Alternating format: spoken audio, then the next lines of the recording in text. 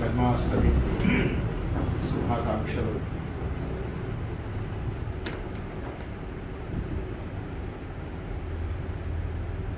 జన్మాష్టమి వేడుకలు దేశమంతా జరుగుతున్నాయి. ఇస్కాన్ పుణ్యం అంటూ ప్రపంచవ్యాప్తంగా కూడా చేస్తున్నారు. కొన్ని ప్రాంతాల్లో కొన్ని సంప్రదాయాల్లో కృష్ణాష్టమికి కృష్ణుడిని కాకుండా కాళీని పూజ చేస్తారు.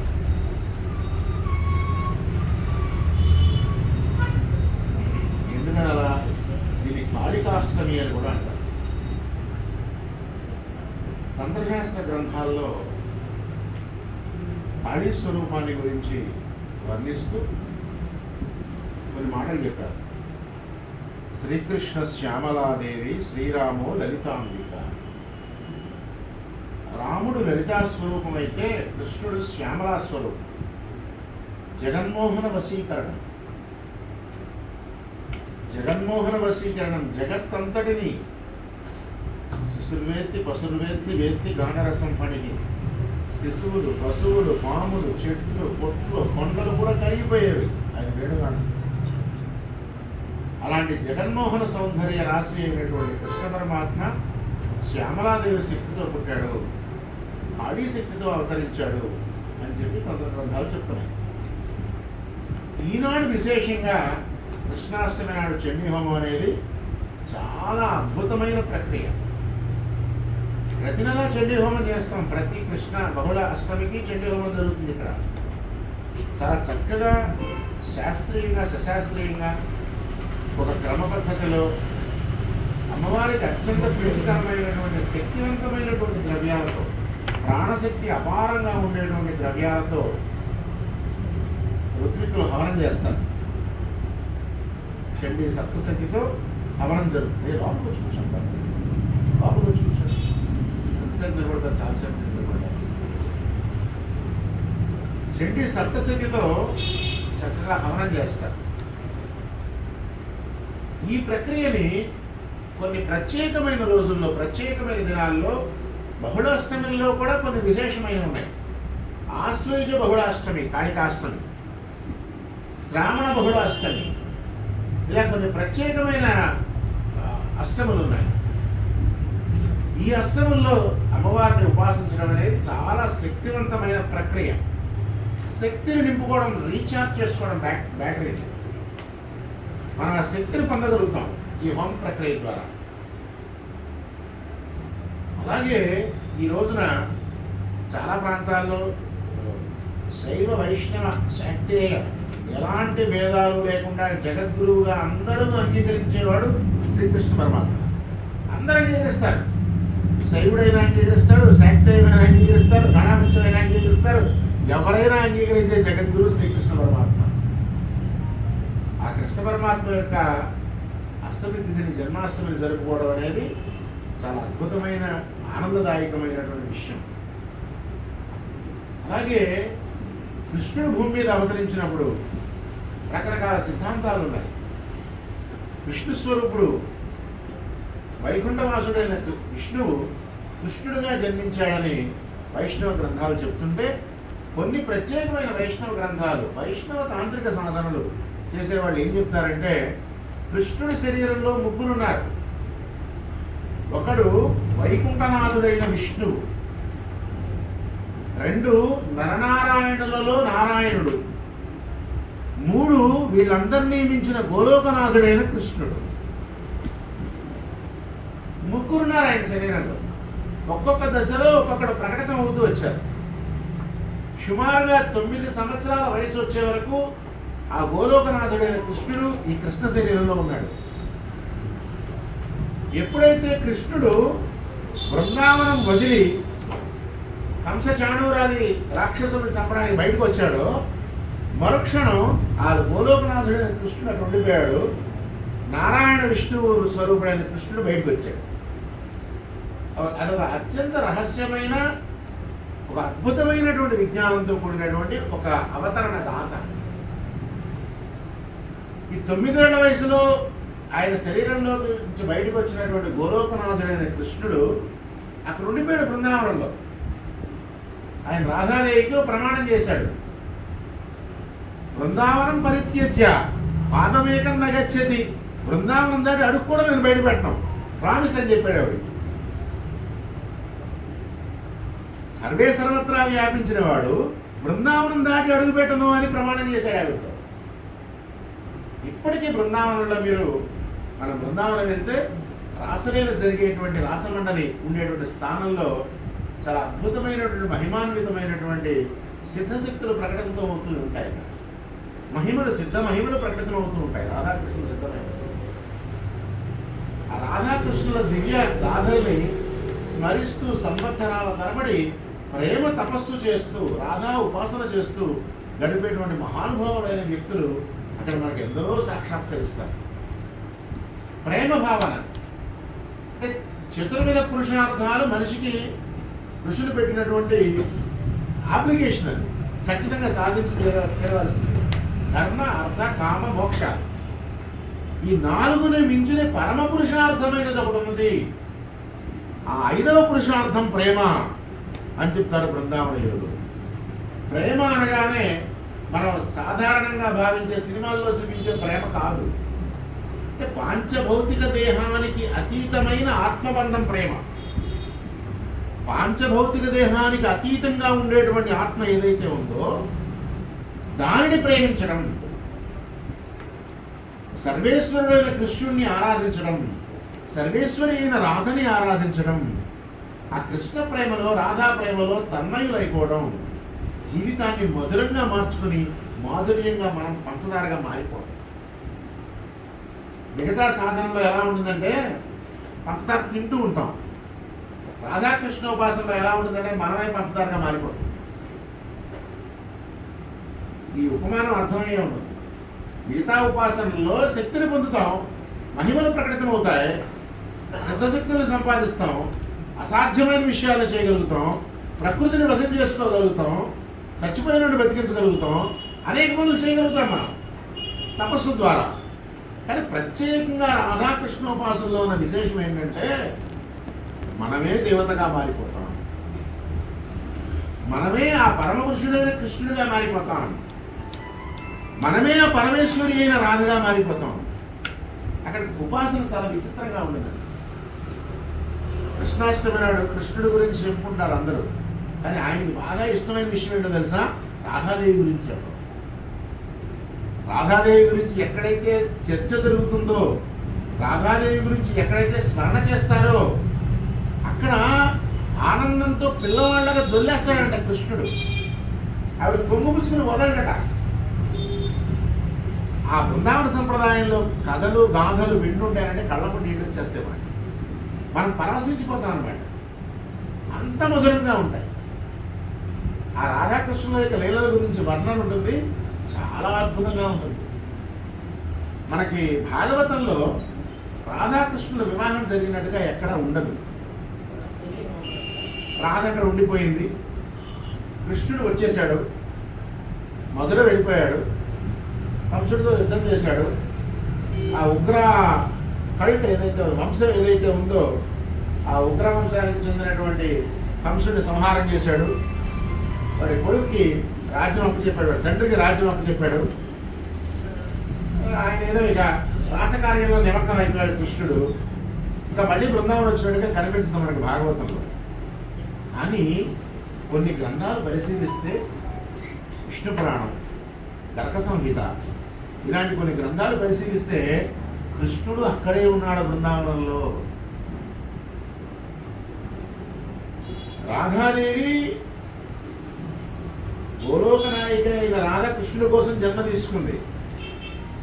జన్మ తీసుకుని ఒక వైశ్య కులంలో పుట్టింది. అక్కడ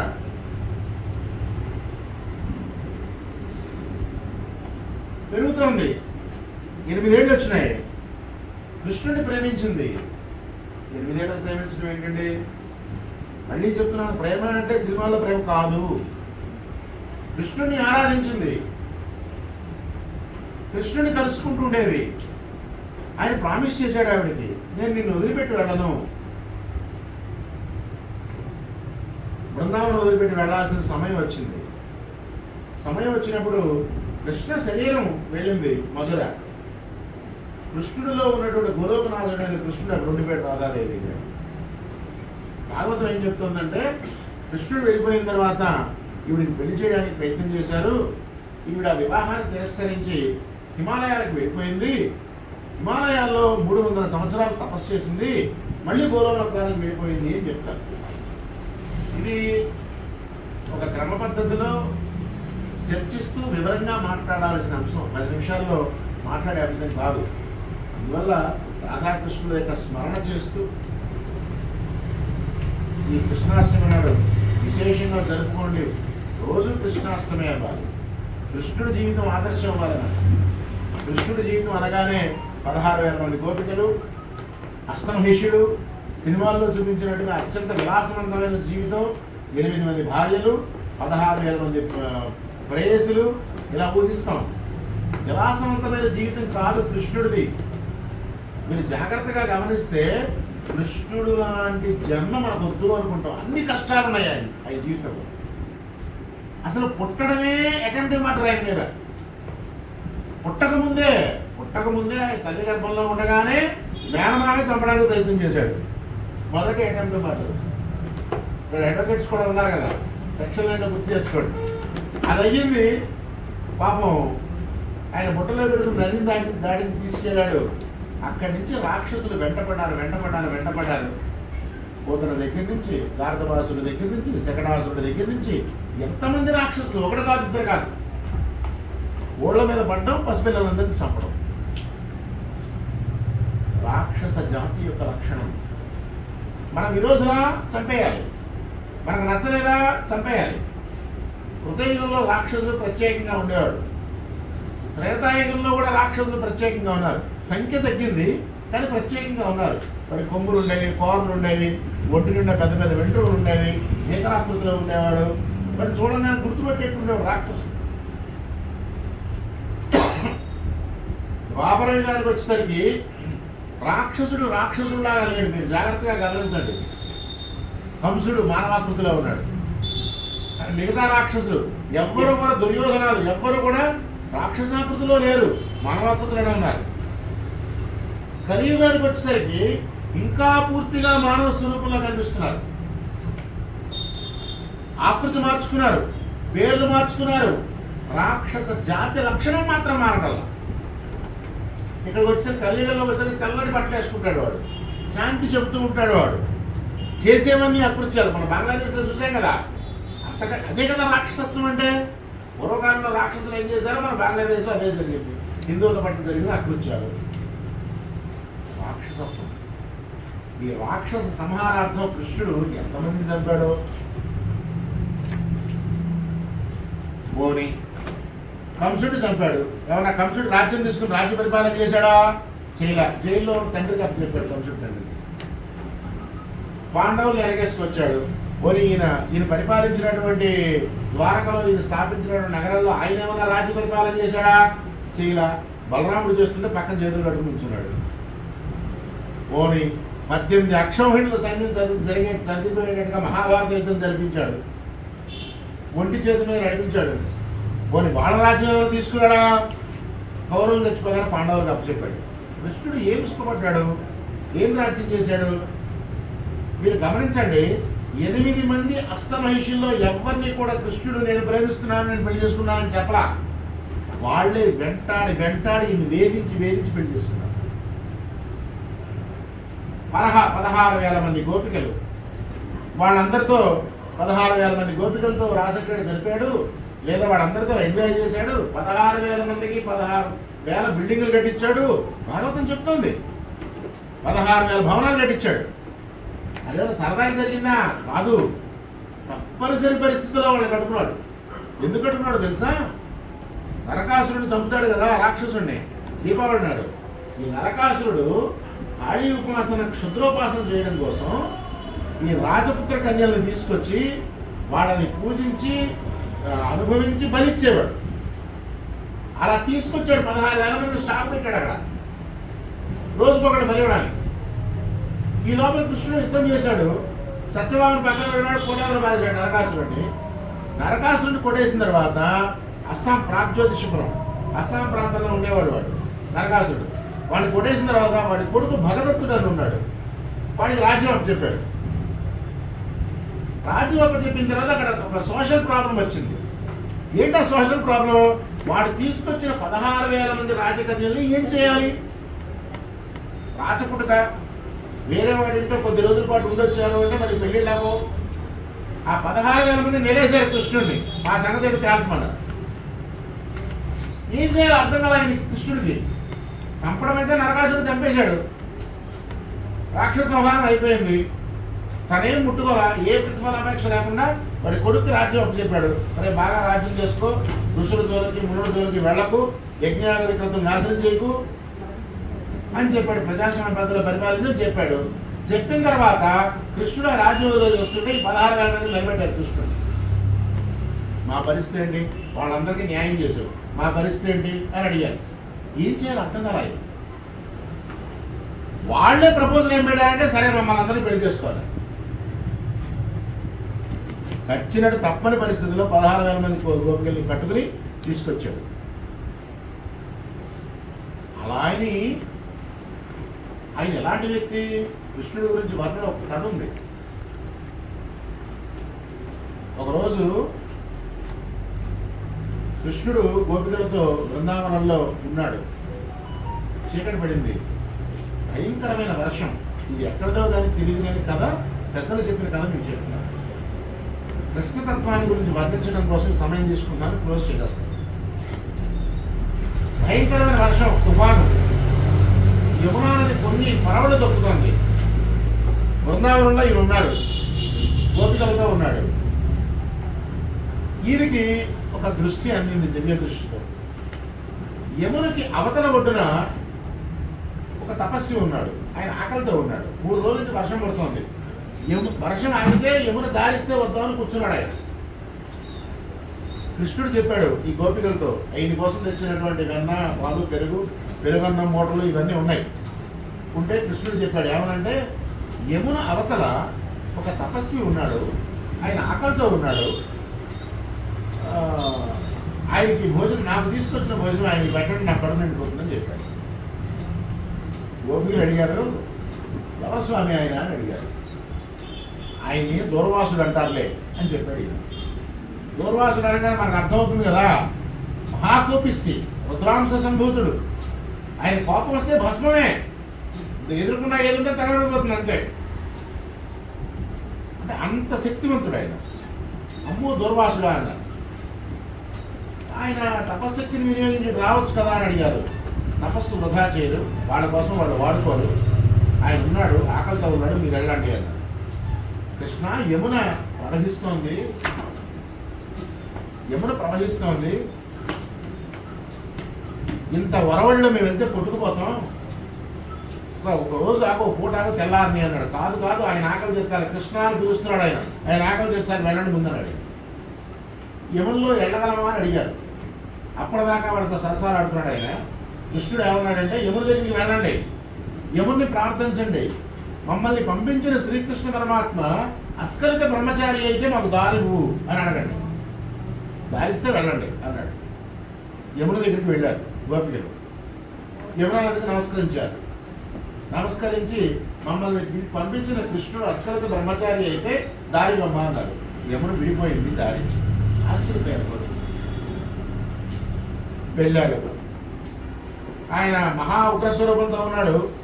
ఆయన తీసుకెళ్ళి భోజనం పెట్టారు, శుభ్రంగా తిన్నాడు. వీడు ఇచ్చినవన్నీ వేవమని తేల్చాడు. కడుపు నిండింది, వెళ్ళండి మీరు అన్నాడు. స్వామి ఎట్లా ఏమని ప్రవహిస్తుంది, మళ్ళీ వచ్చేందుకు దారి ఇచ్చింది, వెళ్ళేందుకు మునిగిపోతాం, మా కృష్ణుడి దగ్గరికి మేము వెళ్ళాలి, మరి దారి లేదు కదా ఎట్లా అంటే, ఆయన అన్నాడు, మీరు వెళ్ళి ఎవరి దగ్గరికి వెళ్ళి ప్రార్థించండి, మేము భోజనం పెట్టిన దూర్వాసుడు నిత్య ఉపవాసి అయితే, ఏ రోజున అన్నం ముట్టుకొని వాడైతే మాకు దారి ఇవ్వని అడగండి అని చెప్పాడు. ఇది తెల్లబోయారు, శుభ్రంగా ఇంత కుమ్మం వేసాడు ఆయన. ఇంత కుమ్మం తినేసి నిత్య ఉపవాసం ఏంటి? సరే వెళ్ళారు గోపికలు, యమున దగ్గరికి వెళ్ళారు, అదే చెప్పారు. వెంటనే దారిచ్చింది, వచ్చిన తర్వాత కృష్ణుడి దగ్గరికి వచ్చింది, స్వామి ఇది మేము అస్కలిత బ్రహ్మచారి అయితే దారి అన్నారు, ఆయనేమో నిత్య ఉపవాసి అయితే దారి అంటే దారి ఇచ్చింది. మా కళ్ళ ముందు ఈ రెండు కనిపించట్లేదు కదా, రెండు సత్యములు ఆయనే అని అంటే అప్పుడు కృష్ణ పరమాత్మ చెప్పిన అంశం ఏంటంటే దేహాత్మ భావనతో చేసే పనులు, నేను దేహాన్ని అని చేసే పనులు మనకు అంటుకుంటాయి, నేను ఆత్మను అని చేసే పనులు మనకు అంటుకుంటాయి. ఆయన భుజించాడు. ఏం చేశాడు? లోపల వైశ్వానరుడికి ఆహుతిస్తున్నట్టుగా భావిస్తూ భుజించాడు. శరీర పోషణార్థం భుజించాలి ఆయన. కాబట్టి నిత్య ఉపవాసి. కృష్ణుడు చెప్తాడు ఏమని? అన్ని సర్వధర్మాన్ పరిత్యజ్య మామేకం శరణం వ్రజ హంత్వా సర్వ పాపేభ్యో మోక్షయిష్యామి మాసు. అన్నీ వదిలిపెట్టి నన్నే శరణను, నేను నీకు అభయమిస్తున్నాను, నేను నిన్ను ఖచ్చితంగా పైకి తీసుకెళ్తాను, నేను చూసుకుంటాను ఈ సంగతి అన్నాడు. ఇక్కడ ప్రశ్న ఏంటంటే మనం ఏమనుకుంటామంటే వెంటనే ఈ మాట చెప్పగానే కృష్ణుడు బొమ్మ పెట్టి 4 మాలలు వేసి నా పాపాలు నీవే, నా పుణ్యాలు మాత్రం నావి, నా పాపాలను నీవే, నువ్వే చూసుకోవాలి. దీనికి ఇంటర్ప్రిటేషన్ పెద్దలు ఏం చెప్పారంటే సర్వపాపేభ్యో సర్వధర్మాన్ని పరిత్యజ్య, అన్నీ వదిలిపెట్టి నన్నే శరణు వేడు అని అన్నాడు కదా. నన్నే అనే పదానికి అర్థం తెలుసుకోవాలి. నేనంటే ఎవరక్కడ? కృష్ణుడనా? రమణుడు దానికి సమాధానం చెప్పారు.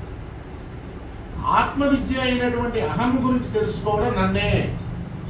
కృష్ణుడు చెప్పింది ఆ నన్నే గురించి, ఆ నేను గురించి, పాంచభౌతిక దేహదారి అయిన కృష్ణుడి గురించి కాదు చెప్పింది. ఇలా శ్రీకృష్ణ పరమాత్మ చెప్పినటువంటి ఉపదేశం మానవాళి భూమి మీద ఉన్నంత వరకు ఆదర్శనీయం. భగవద్గీత చదవాలి, భగవద్గీత ఆచరించాలి, ఆచరించడానికి ప్రయత్నం చేయాలి. భగవద్గీతలో ఎక్కడా కూడా ఆయన రెస్ట్ తీసుకో, ఇవన్నీ నీకెందుకు, ఎక్కడా చెప్పరు. చెయ్యి చెయ్యి చెయ్యి చెయ్యి చెయ్యి తప్పు మొత్తం చెప్పిన తర్వాత భగవద్గీత 18 అధ్యాయాలు చెప్పిన తర్వాత చిట్ట చివరికి ఏమన్నాడంటే అర్జునుడిని యోగి భవార్జున అన్నాడు. చిట్ట చివరికి యోగి అయ్యి ఈ పనులని చెయ్యి అన్నాడు. అపారమైన జ్ఞాన సంపద భగవద్గీత. ప్రపంచమంతా పరిశోధనలు చేస్తున్నారు. చివరికి విమతస్తులు కూడా చదువుతున్నారు ఆ భగవద్గీతని. మనం మాత్రం చస్తే ఇట్లా భగవద్గీత. మరి అదేం దౌర్భాగ్యం ఈ జాతి. భగవద్గీత చదవండి, భగవద్గీత చదివించండి, పిల్లలకి చదివించండి. ఈ వయసు పిల్లలు 1, 2, 3, 4, 5, 6, 7 ఈ వయసు పిల్లల్లో ఇతర మతస్థుల పిల్లల్ని ఇలా కూర్చోబెట్టి వాళ్ళ మత గ్రంథాల గురించి అడగండి. టక్క టక్క టక్క టక్క టక్క అప్పు చెప్తారు. నేను చూశానండి. మన పిల్లల్ని కూర్చోబెట్టండి, ఒక్క 10 శ్లోకాలు వరుసగా చెప్పమనండి. మన పరిస్థితి ఏంటో మనకు అర్థమవుతుంది. మతం మారుతున్నారంటే మారరా? ఆడోడో పరిగిమాలోడు వచ్చి లవ్ జిహాద్ చేసి మన అమ్మాయిని తీసుకుపోతున్నాడంటే తీసుకుపోడా? మన విజయవాడలో గుడివాడలో జరిగిన సంఘటన ఏంటి? గంట సేపు టైం ఇస్తే హిందువుల అమ్మాయిని ట్రాప్ చేసి కాశ్మీర్ దాకా తీసుకుపోయాడు. 2 ఏళ్ళు కాపురం చేశాడు. తర్వాత వాడు మళ్ళీ తీవ్రవాదులకు అమ్మేస్తుంటే అమ్మాయి ఏదో ఫోన్ చేస్తే మన డిప్యూటీ సీఎం గారిని అప్రోచ్ అయితే ఆ అమ్మాయిని విడిపించడం ఏదో చేశారు. అంటే గంట సేపు సమయం ఇస్తే మన అమ్మాయిని ట్రాప్ చేసే స్థితిలో మన ఆడపిల్లలు బలహీనంగా ఉన్నారంటే తప్పెవరిది? పిల్లల్ని కానే కాదు, మనదే తప్పు, తల్లిదండ్రులదే తప్పు. ఒక ముస్లిం ఖచ్చితంగా ఖురాన్ నేర్పిస్తాడు పిల్లలకి. ఒక క్రిస్టియన్ ఖచ్చితంగా బైబిల్ తీసుకుని శుక్రవారం ఆదివారం నాడు తీసుకుపోతాడు చర్చికి. మన పరిస్థితి ఏంటి? ఒక గుడికి తీసుకెళ్తామా? ఒక గోపురం చూపిస్తామా? మన చరిత్ర ఇదని చెబుతామా? మన పుస్తకం ఇదని చెప్తామా? ఇది మన భగవద్గీత మనం చదివి తీరాలని చెప్తామా? మతం మారుస్తున్నారని ఏడిస్తే ఉపయోగం ఏంటి? కృష్ణుడు చెప్పింది చేసి తీరాలి.